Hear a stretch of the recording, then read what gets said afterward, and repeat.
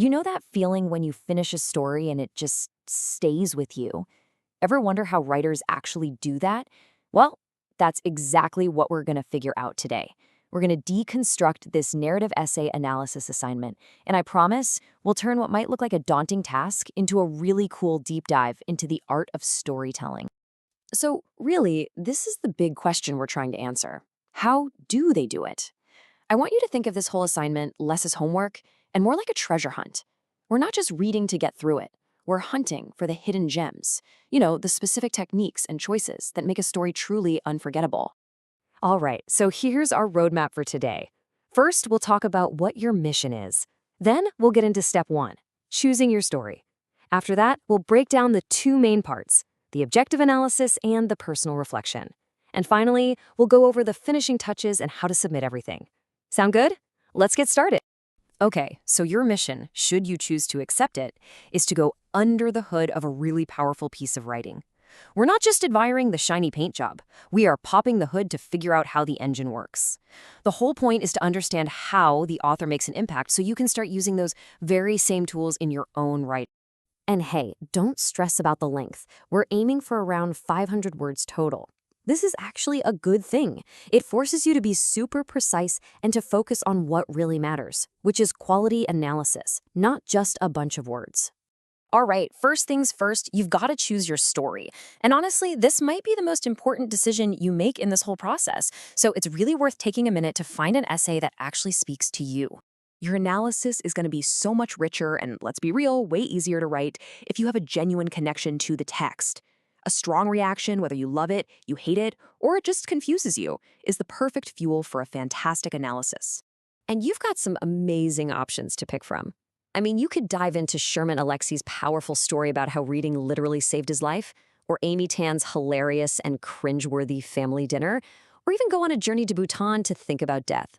There's a huge range here, so something is bound to grab you. Here's a little pro tip for you as you start reading. Be an active reader. Okay, have a highlighter handy or your notes app open. The second a sentence just jumps off the page or makes you feel something or just sounds incredible, capture it. Trust me, these little moments are going to become the building blocks for your entire analysis. So now for the first part of your response, the objective analysis. It is time to put on your detective hat. Seriously, your job is to look at the text like it's a crime scene. You're examining the evidence on the page to figure out exactly how the author pulled it off. Okay, listen up, because getting this next part right is the absolute key to your whole response. Think of your writing in two very distinct halves. Part one is the blueprint. It's a totally objective look at how the story is built. No personal I statements, none. Part two, that's your reaction. It's subjective, and that's where you do get to say, I think and I feel. See the difference? And to guide your detective work in part one, you've got this toolkit of 6 key questions. You're going to investigate the central story, the narrator's point of view, how this setting is used, where the tension comes from, the story's structure, and finally, what's the big takeaway, the final insight. Answering these is how you'll deconstruct the text piece by piece. Okay, detective work is done. Once you've laid out that blueprint, it's time for part two, the personal reflection. Now you get to take off the detective hat and put on your reader and writer hats. This is where your voice finally comes into play.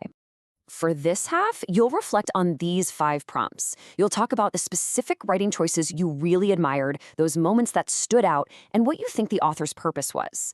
Then you'll make a personal connection. And this last one is so important. You'll identify one specific technique you could basically steal for your own writing. We are in the home stretch. Once you've got a draft of part 1 and part 2, it's time for the finishing touches. This is what takes a pretty good draft and turns it into a great one. Time to polish that masterpiece. So before you even think about hitting that submit button, just run through this quick checklist. Did you address all the prompts? Are you close to 500 words? Have you included at least 2 quotes that are blended in nicely and cited correctly? And finally, don't forget you also need to write thoughtful responses to 2 of your peers. And speaking of blending quotes, check this out. This is a perfect example. See how the quote isn't just dropped in there like a brick? It's woven right into the sentence, becoming a part of the analysis itself. And it's followed by that simple citation in parentheses. That is exactly what you're aiming for. And just so you know exactly how your hard work pays off, here's the breakdown. The points are split right down the middle between your objective analysis and your personal reflection. Then the last few points come from your thoughtful replies to your classmates. No surprises, just clear expectations. Okay, a final, very, very practical tip. Please, for the love of all that is good, type your response in a Word doc or a Google Doc first. There is absolutely nothing worse than losing all your work because a browser tab decided to close. Save yourself that pain. So, as you get started, I want you to keep this one question at the very heart of what you're doing. Because this isn't just another assignment, right? It's a chance for you to build your own writer's toolkit. So be on the lookout for that one move, that one powerful technique you can make your own. Good luck. I'm really excited to see what you all find.